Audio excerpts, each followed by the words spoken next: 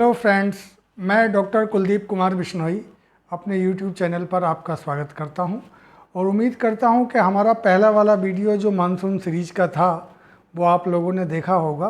कई लोगों के बड़े अच्छे कमेंट्स आए हैं और कई लोगों ने उसमें कई क्वेरीज़ की हैं कि भाई मानसून के बारे में थोड़ा सा और डिटेल में बताइए। तो आज हम अपनी उसी सीरीज का दूसरा लेक्चर लेके आए हैं जिसमें हम मानसून की ओरिजिन से शुरुआत करेंगे और ये पूरे प्रोसेस को समझेंगे। हम इसको समझने के बाद हम इस स्थिति में पहुंच जाएंगे कि मानसून आखिर बनता कैसे है, उसके लिए क्या क्या फैक्टर रेस्पॉन्सिबल होते हैं और उसका पूरे अपने इंडियन कॉन्टिनेंट में, सब कॉन्टिनेंट में किस तरह का एक मूवमेंट होता है। तो ये हम जान पाएंगे। जिन लोगों ने अभी तक चैनल सब्सक्राइब नहीं किया है वो चैनल ज़रूर सब्सक्राइब करें और अपने कमेंट्स लिखें। तो आज हम जानते हैं मानसून। देखिए, मानसून को अगर हिस्टोरिकली देखें हम तो मानसून शब्द सबसे पहले एक अरेबिक स्कॉलर थे अल मसूदी, जिन्होंने 10th सेंचुरी में इसको पहली बार उपयोग किया था। और ये अरबी भाषा का जो एक मौसम शब्द है उसको रिफ्लेक्ट करता था, जिसका मतलब होता था कि हवा का बहाव, मूवमेंट ऑफ एयर, इसको लेके वो लिखते थे।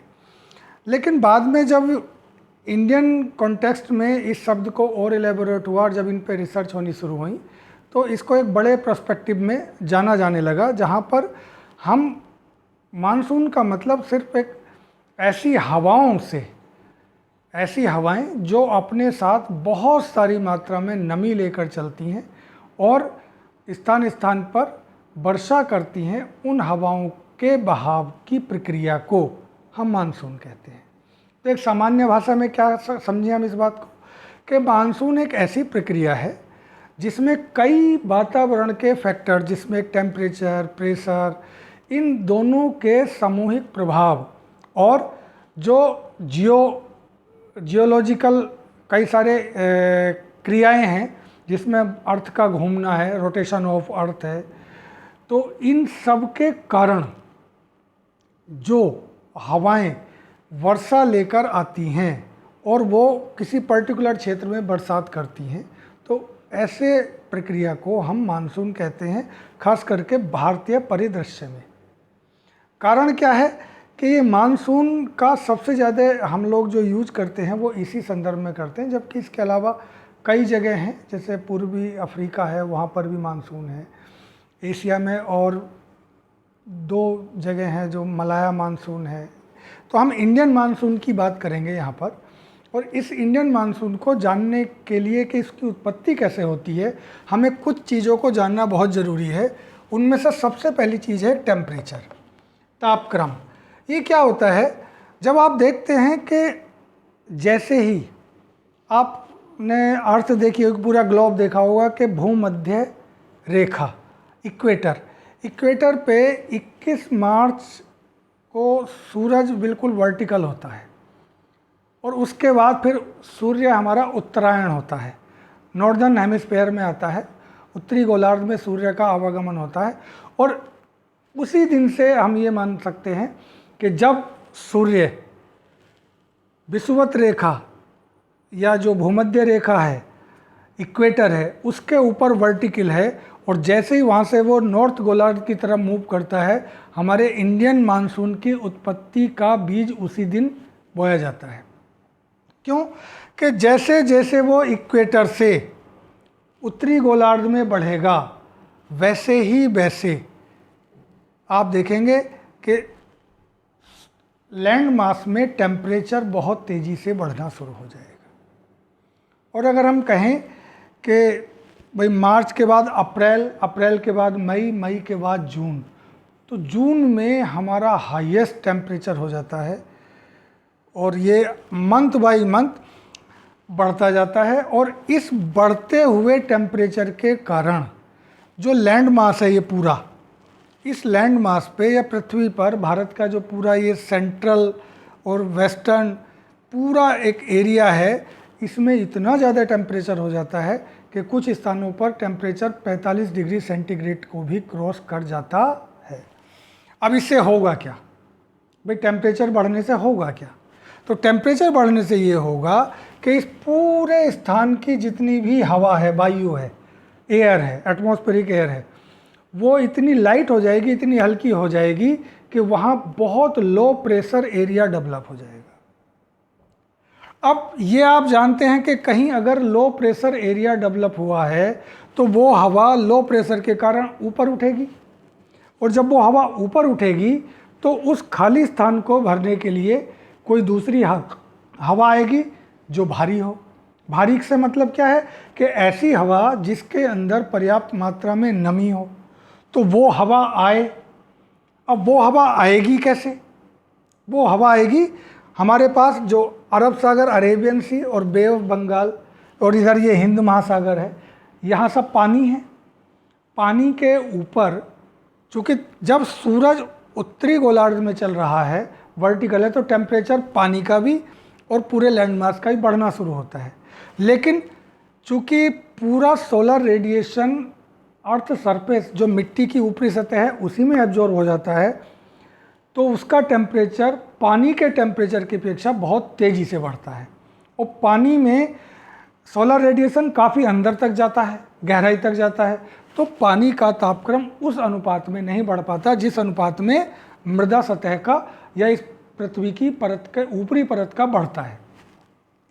तो क्या होता है कि समुद्र और पृथ्वी, इन दोनों के बीच में टेम्परेचर ग्रेडियंट डेवलप हो जाता है। और ये टेम्परेचर ग्रेडियंट क्या करता है कि जहाँ, अब बात आई टेम्परेचर ग्रेडियंट क्या है भाई, टेम्परेचर में जो डिफरेंस है, एक जगह टेम्परेचर अधिक है और एक जगह टेम्परेचर कम है, तो जहाँ अधिक टेम्परेचर है उस जगह वायु हल्की होगी, लाइट होगी, लो एयर प्रेशर होगा।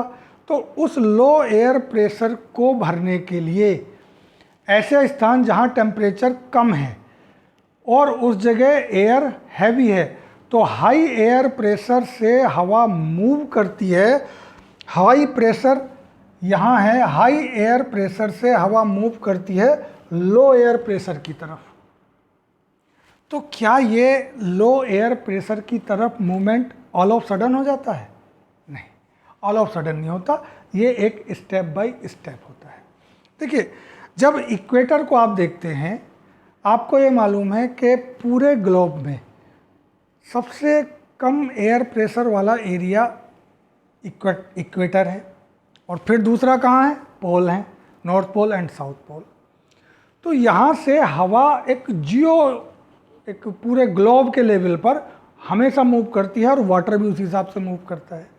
जब वाटर का मूवमेंट भी होता है, एयर का मूवमेंट होता है बहुत बड़े लार्ज स्केल पे, जो हमें महसूस नहीं होता, तो ये एक एरिया पैदा करता है जो इक्वेटर पे, उसको हम बोलते हैं जो लाइट एयर है या बहुत हल्का कम प्रेशर है, लो एयर प्रेशर है, तो उसको हम डोल्ड्रम बोल देते हैं। और उसको हम पोल पे बोलते हैं पोलर काम। तो ये दो लो एयर प्रेशर एरिया हैं। तो हाई एयर प्रेशर एरिया कहाँ है? High air pressure area 30 degree north and south, equator के 30 डिग्री नॉर्थ एंड साउथ, जिसको हम हॉर्स लैटिट्यूड बोलते हैं, यहाँ डेवलप होता है। अब इन दोनों के बीच में जो एयर का सर्कुलेशन है उसको प्रभावित करता है हमारा rotation of earth. Rotation of earth जब हमारा प्रभावित करता है, जिसको हम कोरियोलिस फोर्स बोलते हैं, या उसको कह सकते हैं हम कि फेरेल्स लॉ ऑफ डिफ्लेक्शन। तो इक्वेटर से जो हवा चली थी साउथ नॉर्थवर्ड, वो जैसे ही इक्वेटर को पार करती हैं, वो अर्थ रोटेशन के या फेरेल्स लॉ ऑफ डिफ्लेक्शन के कारण वो साउथ वेस्ट की तरफ को मूव करती हैं। यहाँ से कैसे मूव करती हैं? Toward south west.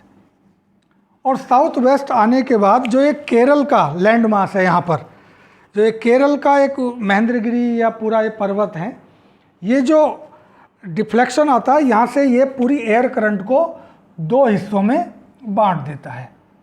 जो ये एक एयर करंट हमारी अरेबियन सी की तरफ, और दूसरी एयर करंट हमारी जो चलती हैं वो बे ऑफ बंगाल या बंगाल की खाड़ी की तरफ को चलती हैं।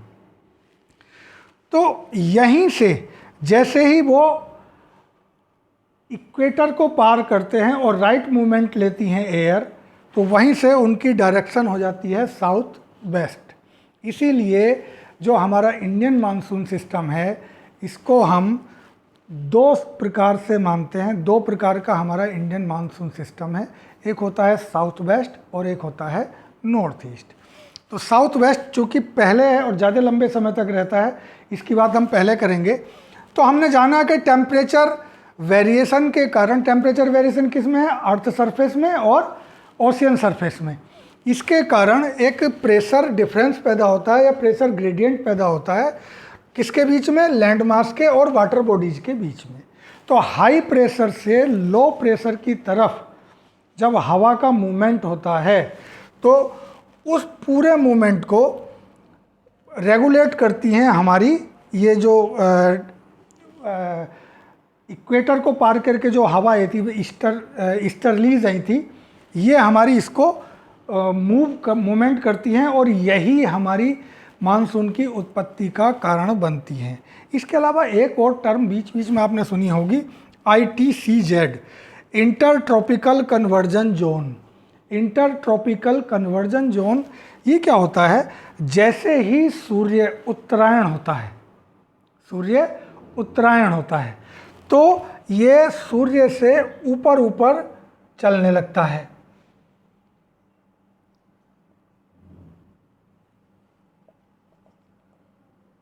और ये क्या करता है कि जैसे ये नॉर्थ की तरफ मूव करता है तो लो एयर प्रेशर इसी ITCZ के साथ साथ मूव करता है।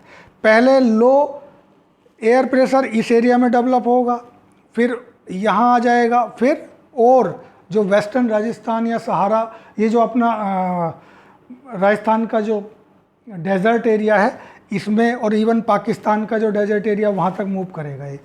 तो ये कैसे मूव करता है कि हर महीने लगभग 8 डिग्री ये और बढ़ता जाता है। पहले यहाँ तक आएगा, अगले महीने मतलब यहाँ आया आप मान लीजिए अप्रैल में, तो ये मई में और यहाँ पर जून में। तो हमारा जो इंडियन मानसून सिस्टम है ये ओरिजिन शुरुआत हो जाती है तब से जब सूर्य इक्वेटर को क्रॉस कर कर नॉर्थ हेमिस्फेयर में या उत्तरी गोलार्ध में मूव करता है। और जैसे जैसे ये कर्क रेखा की तरफ को बढ़ता जाता है, जो 21 जून को कर्क रेखा पे आएगा सूर्य, और सबसे ज़्यादा इसके वर्टिकल होगा और यही सबसे बड़ा दिन के रूप में हम मानते हैं। तो इस दिन यहाँ पर ये कर्क रेखा पर होगा सूर्य, और यहाँ इतनी गर्मी होगी 21 जून को कि आप कुछ स्थानों पर 45, 46, 47, 48 डिग्री सेंटीग्रेड तापमान पहुँचना बहुत आसान, बहुत कॉमन बात है। ये पंजाब, हरियाणा, राजस्थान, सिंध प्रांत, पाकिस्तान का इस एरिया में तो स्लोली बढ़ता जाता है। और हमारा जो इंडियन मानसून है जिसको हम कहते हैं कि भाई जून से शुरू होता है, जून, जुलाई, अगस्त और सितंबर, इन 4 महीने तक पूरे इंडिया में ये बढ़ता जाता है। और बाद में फिर ये सितंबर के बाद अक्टूबर से रिसीट होना, वापस होना शुरू करता है, जिसको बोलते हैं कि मानसून अब वापस जा रहा है।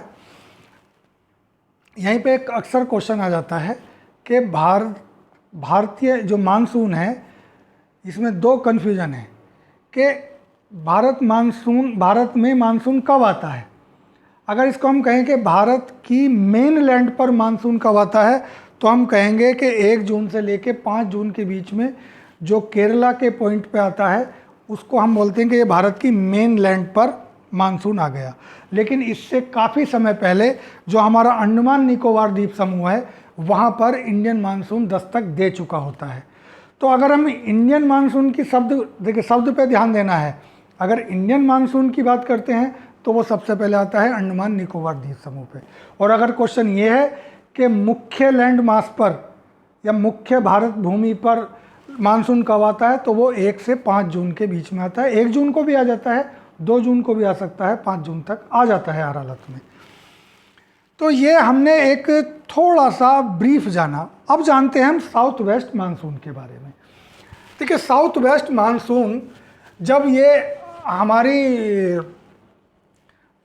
जो ये करंट थी, जो इक्वेटर को पार करके और toward north south west movement लेती हैं और अरेबियन सागर से होते हुए ये सबसे पहले जो ये वेस्टर्न घाट पर हिल्स हैं यहाँ पर टकराती हैं और बहुत ज़बरदस्त बरसात करती हैं। लेकिन कुछ जो इन हिल्स को नहीं पार करती तो वो फ्रैक्शनल फोर्स के कारण, जो फ्रिक्शनल फोर्स होता है इसके कारण आती हैं और यहाँ से जो ये नर्मदा और ताप्ती की वैली है इसके रास्ते अंदर चलती हैं और विंध्याचल हिल होते हुए और ऐसे ही ये बढ़ के चली जाती हैं अरावली हिल तक, अरावली हिल तक। और ये बढ़ते बढ़ते बढ़ते ऐसे ही जो हिमाचल प्रदेश है ये वहाँ पहुँच जाती है हिमाचल प्रदेश में, और ये इसी तरीके से यहाँ पर और ये ऐसे मूव करती हैं। तो ये अरेबियन शाखा है। अरेबियन जो अरब सागर से हमारी मानसून की हवाएं चली थी वो सबसे पहले बरसात करेंगी वेस्टर्न घाट पर, और उसके बाद जो कुछ धाराएं या कुछ करंट ऐसी होंगी जो इधर ना जा कर के जो फ्रिक्शनल फोर्स के साथ चलेंगी और पहले वो ताप्ती और फिर नर्मदा वैली से अंदर होते हुए विंध्याचल और होते हुए यूपी में आ जाएंगी मिर्ज़ापुर तक।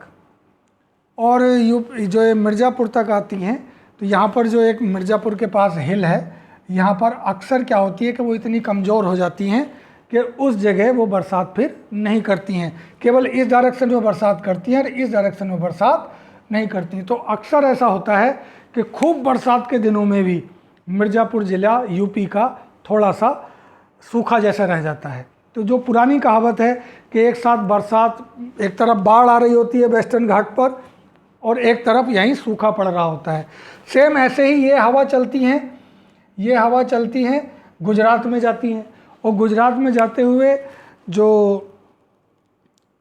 यहाँ पर एक हिल्स है इसके आगे जामनगर डिस्ट्रिक्ट है, तो जामनगर डिस्ट्रिक्ट में भी अक्सर थोड़ा सा कम बरसात हो पाती है उस हिल के कारण। तो ये जो मूवमेंट है तो ये हमें दिखाता है कि जैसे मिर्ज़ापुर हो गया, ये गुजरात का जामनगर डिस्ट्रिक्ट हो गया। अब जो मूवमेंट था ये अरावली हिल के पैरेलल, चूँकि अरावली हिल पैरेलल पड़ती हैं तो यहाँ कोई टकराने की जगह है नहीं हवाओं के, और हवा जब टकराएगी नहीं तो बारिश होगी नहीं और वो धीरे धीरे मूव कर कर दिल्ली और दिल्ली से आगे फिर हिमाचल प्रदेश तक चली जाती है। और हिमाचल प्रदेश में पहुँचते पहुँचते एक और घटना घटती है कि जो बंगाल वाली थी, जो बे ऑफ बंगाल की हमारी धारा थी वो भी सबसे पहले आसाम में जाके टकराती है और आसाम, अरुणाचल प्रदेश, मेघालय, मिजोरम इधर से होते हुए और कुछ फिर वो हिमालय पर्वत से टकरा करके और हिमालय की जो शिवालिक हिल हैं ऐसे होते हुए वो सीधे हिमाचल प्रदेश तक पहुंच जाती हैं। तो जहां पर ये अरेबियन सी की करंट और ये बे ऑफ बंगाल वाली करंट आके मिलती हैं, तो अक्सर ऐसा स्थान हिमाचल प्रदेश में या उत्तरांचल के जो हाई एल्टीट्यूड जैसे पौड़ी गढ़वाल या केदारनाथ, तो ऐसी जगह पर पहुंचकर वहां पर एक फिनोमिना घटता है जिसका हम बोलते हैं बादल का फटना, क्लाउड ब्रस्ट। क्लाउड ब्रस्ट क्या होता है कि जब दो अपोजिट एयर करंट आती हैं, एक बे ऑफ बंगाल की तरफ से उठती हुई और आसाम से और हिमालय पर्वत से टकरा करके जब ये मूव करती है शिवालिक हिल से होते हुए ऊपर ऊंची पहाड़ियों पर, और इधर ये अरेबियन सी आती है जो अरावली से होते हुए वहीं जाके टकराती है। तो जब ये दो एयर करंट टकराती हैं आपस में तो ये बहुत तेज़ी से ऊपर बढ़ती हैं और जो कन्वेक्शन एयर और कन्वेक्शन मतलब कह सकते हैं ना संवहन, ये ऊपर उठने की वजह से इतनी तेज़ वहाँ बरसात होती है कि लगता है कि कहीं से एक जगह बहुत सारा पानी गिरा दिया, जिसे हम क्लाउड ब्रस्ट या बादल के फटना, अक्सर ये आपने पहाड़ी क्षेत्रों में देखा होगा बादल का फटना। एक यहाँ पर भी होता है, ये जो केरल का बॉर्डर है जहाँ पर सबसे पहले मानसून आके टकराता है, तो यहाँ पर भी यहाँ होता है मानसून ब्रस्ट। मानसून ब्रस्ट यहाँ क्या होता है कि जब ये साउथ वेस्टर्न हवाएं इधर मानसून नमी लेके चलती हैं और यहाँ खूब गर्मी है केरल में, तो केरल जब ये इस पूरी पर्वत श्रृंखला से टकराती हैं तो टकराने के बाद ये संघनन होकर एकदम ऊपर की तरफ मूव करती हैं, और जैसे ऊपर की मूव करती हैं तो टेम्परेचर और डाउन होता है, तो इतनी तेज़ी के साथ मूसलाधार बरसात करती हैं, बिल्कुल टॉरेंशियल रेनफॉल होता है जिसमें कई बार लैंडस्लाइड होना, बाढ़ आ जाना, ये बड़ा कॉमन फीचर है। तो यहाँ जो होता है उसे हम बोलते हैं मानसून बर्स्ट, और जो हिमाचल प्रदेश में और उत्तरांचल में होता है उसे हम बोलते हैं क्लाउड बर्स्ट, बादल का फट जाना। तो ये था हमारा एक पूरा साउथ वेस्ट मानसून का फिनोमिना। अब साउथ वेस्ट मानसून लगभग जुलाई आते आते पूरे भारत में फैल जाता है। शुरुआत होती है दक्षिणी भारत से और ये बढ़ता जाता है, जून तक आते आते ये मध्य भारत तक कवर कर लेगा, और जून के बाद जैसे जुलाई आएगी तो पूरे ईस्ट, ये जो नॉर्थ वेस्टर्न पार्ट है, पंजाब, हरियाणा, वेस्टर्न उत्तर प्रदेश, दिल्ली, उत्तरांचल, यहाँ सब में पूरी तरह से जुलाई में मानसून आ जाता है। तो एक आम लोग ये बोलते हैं कि साहब जुलाई, अगस्त, सितंबर 3 महीने का मानसून होता है, लेकिन इफ़ेक्टिवली जून से मानते हैं हम, क्योंकि जून में दस्तक दे चुका होता है केरल बॉर्डर पर यहाँ, और जून से लेकर सितंबर तक बरसात होती है। अब इस बरसात में जो भारत में कुल बरसात होती है उसका लगभग 60% के आसपास इसी वाली मानसून धारा से हो जाता है। इसके ऊपर बहुत सारी इंडियन इकोनॉमी डिपेंडेंट है। जैसे देखिए कॉटन है, कॉटन पूरा ये मध्य प्रदेश, महाराष्ट्र पूरा एरिया, सोयाबीन महाराष्ट्र है, मध्य प्रदेश है, राजस्थान का थोड़ा सा एरिया है, उत्तरांचल का एरिया है सोयाबीन में।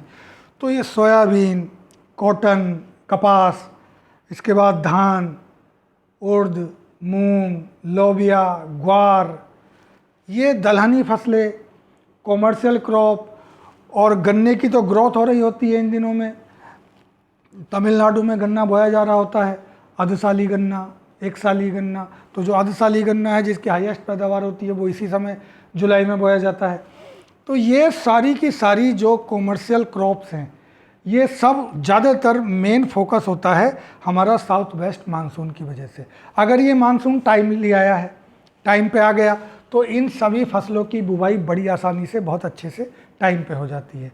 और अगर ये मानसून थोड़ा डिले होता है तो इन फसलों के एरिया कुछ कम होने की संभावना बन जाती है, क्योंकि बहुत सारे किसान ऐसे होते हैं जिनके पास सिंचाई के साधन उपलब्ध नहीं होते, या उस क्षेत्र में सिंचाई के साधन उपलब्ध कम हैं, तो वो फिर ऐसी फसल की तरफ चुनाव करते हैं जिनमें कम सिंचाई की आवश्यकता हो मानसून डिले हो जाने से।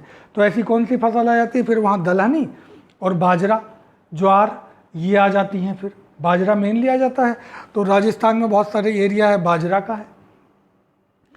तो ये फसलों का सब्स्टिट्यूशन भी इसी मानसून की स्पीड और डेट से तय होता है कि क्रॉप सब्स्टिट्यूट होंगी कि नहीं होंगी। और अब मान लीजिए मानसून सही समय पे आ गया, मानसून सही समय पे जब आ गया तो फिर इसका मतलब है कि बुवाई भी सही टाइम पे होगी, और बुवाई के बाद फिर ग्रोथ भी होगी। मान लीजिए अगस्त में मानसून की वर्षा में थोड़ी कमी आई, तो क्या होगा कि थोड़ी सी फसल जो बोई गई थी उनकी ग्रोथ स्टेज में कुछ प्रेशर आएगा। हो सकता है कुछ लोग सिंचाई करके उस पानी की कमी को पूरा कर लें और कुछ लोग वेट करें। जो लोग वेट करेंगे बरसात का तो उनकी फसल की पैदावार थोड़ी कम हो जाती है, लेकिन जो लोग सिंचाई कर लेते हैं तो उनकी फसल पैदावार पे कोई विशेष फ़र्क नहीं पड़ता।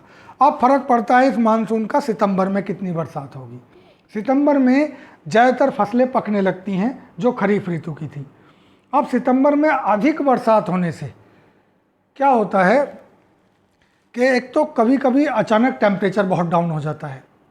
टेम्परेचर डाउन होने से धान में एक दिक्कत आ जाती है कि उसका एंथर्स जो पोलन एबॉर्शन हो जाता है। कभी कभी सडन टेम्परेचर डाउन होने से कई दिन तक टेम्परेचर डाउन, लगातार बरसात हुई मान लीजिए सितंबर माह में, और कुछ जो लेट धान बोए गए थे उनकी वो फ्लावरिंग स्टेज है। फ्लावरिंग स्टेज में जो पोलिनेशन से पहले एक एंथर होते हैं, शुक्राणु, जिसको भाषा में बोल सकते हैं आप, जो पौधों के शुक्राणु हैं। तो जो एंथर्स हैं वो एंथर्स कई बार अबॉर्ट हो जाते हैं, गिर जाते हैं, जिसकी वजह से बाली तो बनती है धान में लेकिन उस धान में दाना नहीं बनता है। ये उसी कंडीशन में होता है जब बहुत तेज़ बारिश पड़ने से अचानक तापक्रम बहुत ज़्यादा डाउन हो जाए। ये सब जगह नहीं होता, कुछ क्षेत्र में कभी कभी अक्सर हो जाता है ऐसी चीज़ें जहाँ सडन डाउन होता है टेम्परेचर। तो ये सितंबर माह, और अगर अक्टूबर में बरसात हो जाए कभी कभी अक्टूबर तक चला जाता है। तो अक्टूबर में अगर ये मौसम चला जाता है और बरसात होती है तो ये फसल के पकने से कोइंसाइड होता है और फसल की कटाई के समय बरसात होने से उसकी क्वालिटी पे थोड़ा सा प्रभाव आ जाता है। कभी कभी कटाई डिले होती है जिसकी वजह से कई सारे प्रोसेस डिले हो जाते हैं और किसान को फसल को सुखाना और उसको बेचना, इस सब प्रोसेस में डिले होता है, जिससे नेक्स्ट रबी फसल की बुआई थोड़ी लेट हो जाती है, जिससे रबी का मौसम प्रभावित होगा कि वो लेट बोई जाएगा, गेहूँ लेट बोया जाएगा, सरसों लेट बोई जाएगी, तो उसकी पैदावार पे अंतर आएगा। तो एक साइकिल बिगड़ता है। तो ये था हमारा साउथ वेस्ट मानसून। अब जो हमारा दूसरा मानसून है इंडिया में वो है नॉर्थ ईस्ट मानसून, जिसे हम बोलते हैं उत्तर पूर्व मानसून। ये कब होता है? ये अक्टूबर के बाद जब ये मानसून वापस चला जाता है, नॉर्थ ईस्ट मानसून वापस चला जाता है, तो ये जो हमने ICTZ जो बोला था, ये भी वापस फिर इक्वेटर की तरफ को मूव करता है, लेकिन धीमे धीमे। और जब सूरज फिर उत्तरी गोलार्ध से दक्षिणी गोलार्ध की तरफ को मूव करता है तो फिर हमारे इंडियन सब कॉन्टिनेंट में ठंड आने लगती है और अक्टूबर के बाद इसीलिए टेम्परेचर एकदम से गिरना शुरू होता है। और जब ये टेम्परेचर गिरता है धीरे धीरे तो ये तो वापस चला ही जाता है, साथ में जो ये सेंट्रल एशिया जैसे ईरान, उज़्बेकिस्तान, ताजिकिस्तान, कजाकिस्तान और इधर तक रसिया, और फिर यहाँ रसिया का साइबेरिया, पूरा ये चाइना, तो यहाँ पर क्या होता है, बर्फ़ गिरनी शुरू हो जाती है इस पूरे एरिया में। जब बर्फ़ गिरती है तो फिर हाई प्रेशर एरिया कहाँ हो जाता है? इस जगह पर। यहाँ बे ऑफ बंगाल, अरेबियन सी और फिर इंडियन ओशियन जो हिंद महासागर है, यहाँ पर प्रेशर कम होने लगता है। तो जो अभी साउथ वेस्ट मानसून में मूवमेंट इधर की तरफ था, अब हवाओं का मूवमेंट इधर की तरफ आने लगता है। अब इधर की तरफ कैसे आएगा? यहाँ तो पूरा हिमालय पर्वत है तो ये तो आने नहीं देगा, तो ये हवाएं यहाँ से मूव करती हैं और ये ऐसे होते हुए फिर बे ऑफ बंगाल आती हैं और बे ऑफ बंगाल से ये क्या करती हैं, जो बंगाल की खाड़ी में होते हुए आती हैं और ये जो पूर्वी तट है, पूर्वी तट किसका? तमिलनाडु, आंध्र प्रदेश, जहाँ चेन्नई, इसके बाद अक्सर आपने देखा होगा दिसंबर और जनवरी महीने में बहुत ज़्यादा बरसात होती है और उस क्षेत्र का, यानी कि इस क्षेत्र का लगभग 80% बारिश इन्हीं महीनों में हो जाती है, जो दिसंबर और जनवरी में।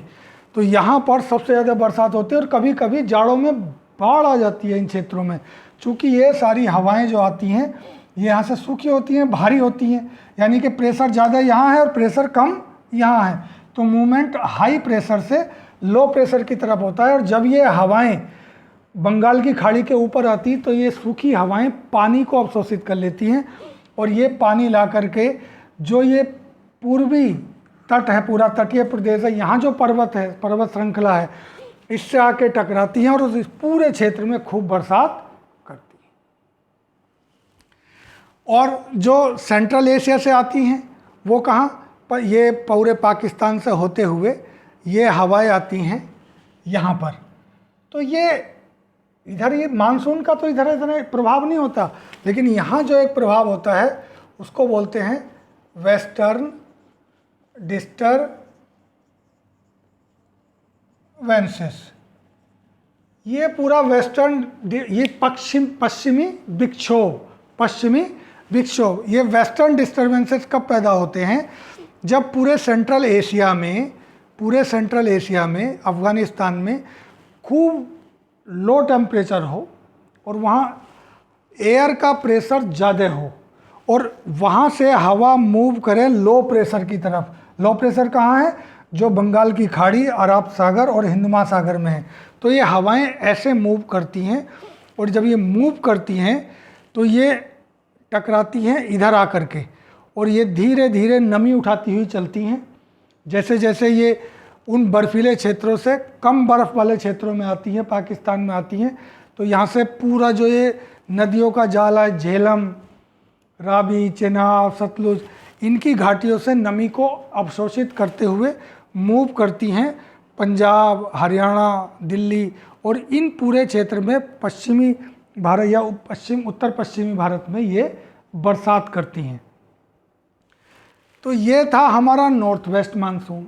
नॉर्थ वेस्ट मानसून लगभग 25 से 30% बरसात करता है, और उधर जो साउथ वेस्ट मानसून था वो लगभग 60 से 65%। तो 60 से 65 और इधर ये 30%, लगभग 95% बरसात इन दोनों, और बाकी जो 5% है वो वेस्टर्न डिस्टर्बेंसेस से और जो प्री शोअर मानसून होते हैं। एक और शब्द है प्री शोअर मानसून। ये क्या होता है कि कभी कभी जब ये लोकल है, प्री शोअर मानसून क्या होता है कि लोकली टेम्परेचर डिफरेंसेस जब पैदा होते हैं, जब आपने नाम सुना होगा सी शोर और लैंड शोर, तो ये सी शोर जब देखा होगा आपने, तो हवाएं तो यहाँ से आ रही हैं, लेकिन इस जगह का और यहाँ का टेम्परेचर डिफरेंस इतना ज़्यादा होता है कि हवाएं यहाँ से मूव करती हैं और अचानक बहुत तेज़ी से बरसात कभी कभी कर देती हैं।